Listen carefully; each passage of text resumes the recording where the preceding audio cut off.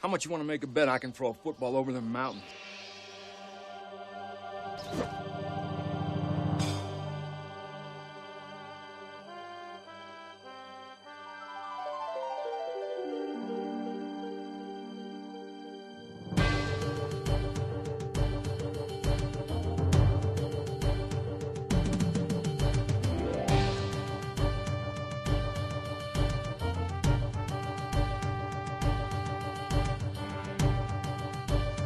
How's it going, guys? Runescape Historian here, looking like freaking Reldo from Varrock Palace, although I think he looks pretty creepy. Looks like kind of a weasel. I look like kind of a weasel too, but yeah, let's get into it. And yeah, this is the first style video I'm doing kind of like this, with me in the bottom corner. Let me know if you guys like it or don't like it, so I can stop doing it or keep doing it. And yeah, this is also my first time really recording into a microphone and having to like kind of look at the webcam. So if I'm a little awkward for this first go-around, that's why. So RuneScape World 2 Falador Park was a very popular place before the Grand Exchange. Not really on old school ever, it just never really got going on old school for whatever reasons. I guess people just didn't like all the spam and the lag. Although at the time of old school, people had better computers and shouldn't have been lagging as much. But they chose to do business in Varrock West Bank, I believe, before Grand Exchange came out. But anyways, back to World 2. So I'm a bit of a researcher myself, and I was kind of wondering, how the hell did World 2 get started? Like, how do you get nearly 2,000 players all in one area selling their stuff? How did it get started? Was it one dude that just wandered into the bank? Did the bank get so overcrowded it kind of spilled into the park? Did people just kind of walk by and just start going there, and other people copied them, were like, yeah, that looks pretty good. Well, I got curious about that myself, and during my research I found a forum post from around March 2005. I'll correct myself if that's wrong when I have it up on the screen. And people were already talking about World 2, so it had obviously been established. Now, for those of you who don't know, RuneScape 2 came out in 2004. So between 2004 and that 2005 post, World 2 was established. And basically it was established because people started selling, so okay, you gotta think of the RuneScape Classic stuff. So ores, sharks, resources, stuff that would instantly be brought over to RS2 from RuneScape Classic. That was the stuff that was sold in the bank. And if you played back then, you know that many of the banks in worlds like 6, 2, 9, even World 1 on free-to-play, Varrock West Bank, they were all packed. The same was true for Falador, that bank right outside of the park. Well, the bank got so full, people started spilling out. And you can kind of see the trend here. I'll pull up the Falador Park map. You can see the resources that I was talking about that would have been instantly ported into RS2 from RS Classic right in the bank. And then you see, like, kind of follows the trend of updates, really. You see clue scroll stuff, like god pages to, like, the right of the bank, like, right near the gate. And then you see a little bit more clue scroll stuff, and it kind of spills over to the furnace. Because to my understanding, it worked the same way clue scrolls kind of work today, where they release them in batches, like, not all the clue scroll items got released at once back then, so you kind of saw a spillover toward the furnace, and that's why. And then, you know, you had half keys and other stuff, but that came from Classic. So as you get newer updates, like in 2005 Barrows hit, that's why it's literally like right there to the left when you come into Falador Park, and some of it was straight on, like Aram's and Carol sets were sold like beside that little statue and stuff. DKs came out, you see the rings, the axes, you can kind of see the trend that follows. Dragon armor, like the legs and stuff came out, and it kind of spills over this way. And more clue scroll items, like the Zami trimmed stuff, just kind of sat up right near, kind of near the dragon stuff, up a little bit. The Gilded was always in like a weird spot over by Wyson the Gardener. I guess that's his house. It was like outside the doors for some reason. But pretty much as new content was added, you can see it evolve, and it follows a path. But when the park actually filled up, it kind of started spilling out into the square, and that's why you see, at the time, before Grand Exchange, modern items were like the D Full Helm, the DFS, and then God Wars items came out in 2007. You can kind of see all that spillover. Rares were kind of behind Falador, like behind the wall. I don't know why that was. I guess to get away from all the spam and the noobs and do some serious deals, because at the time, for most of the time of World 2, many of the party hats were around the neighborhood of 40 mil, give or take. It depended on the color.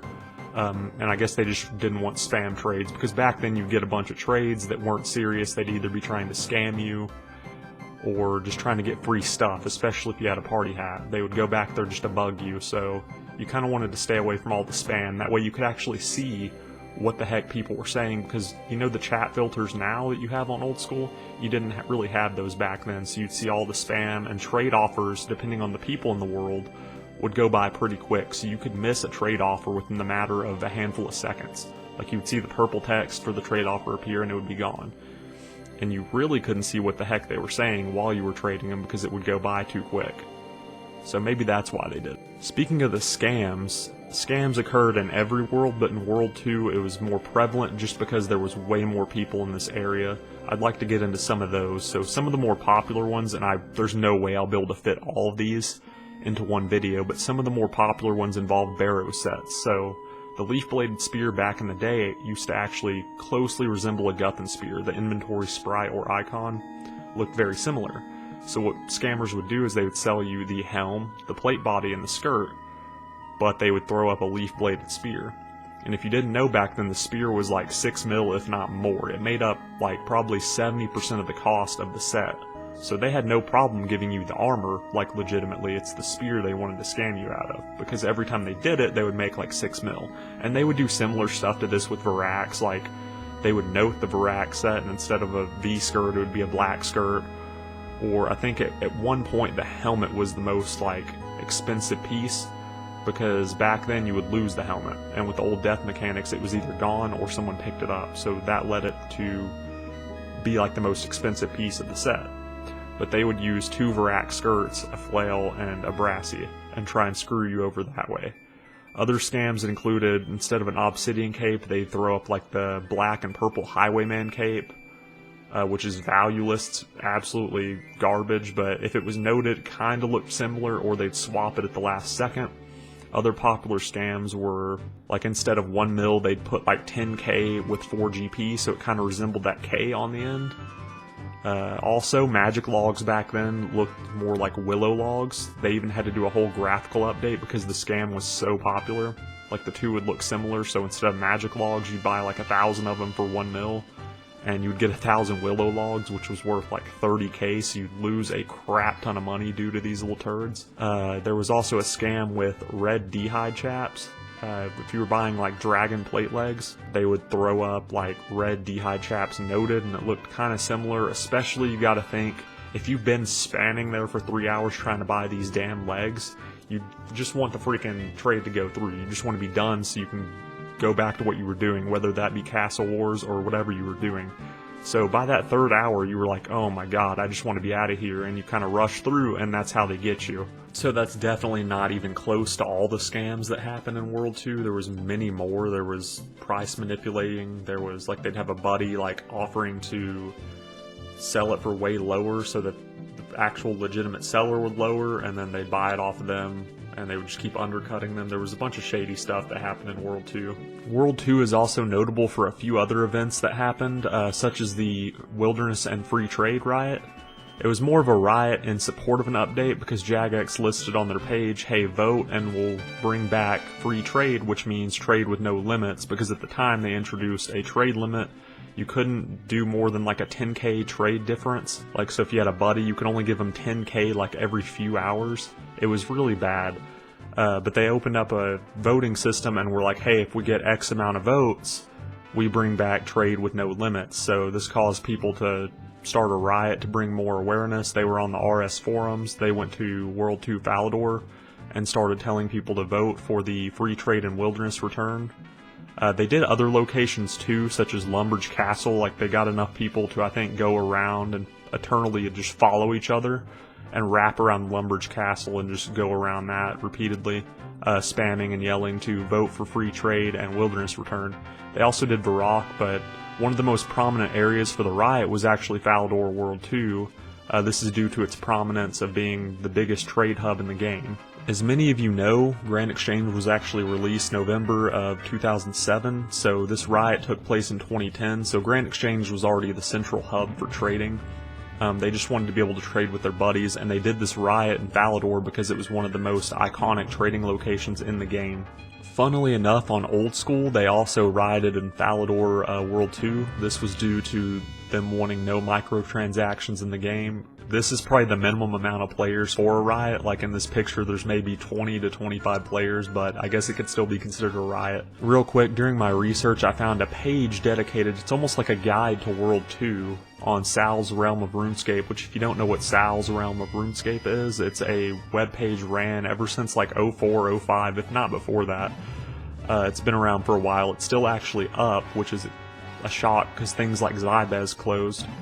But it actually has a guide on it, and it really hits home because it says, Falador Park World 2 is a place that many people will do anything to keep away from. It is the home of merchants and occasionally innocent players. Almost anything you want can be found here. Some may call it the home of spam, some may call it heaven. Whatever your feeling is, it's here to stay. It wasn't here to stay. So other than that, there's not that much more to say about World 2 and Falador Park. It was a very iconic place that's near and dear to hundreds of thousands of people's hearts. Some people may look back on it fondly, some people may have hated endlessly typing there for hours. Whatever your feeling is on it, it definitely had an impact on the majority of the player base. So guys, that's gonna about do it for me. This is RuneScape Historian checking out. Real quick before I go, if you enjoyed the video, just hit the like button for me if you don't mind. Other than that, I hope you guys have an amazing day, and I will see you in the next one. Peace.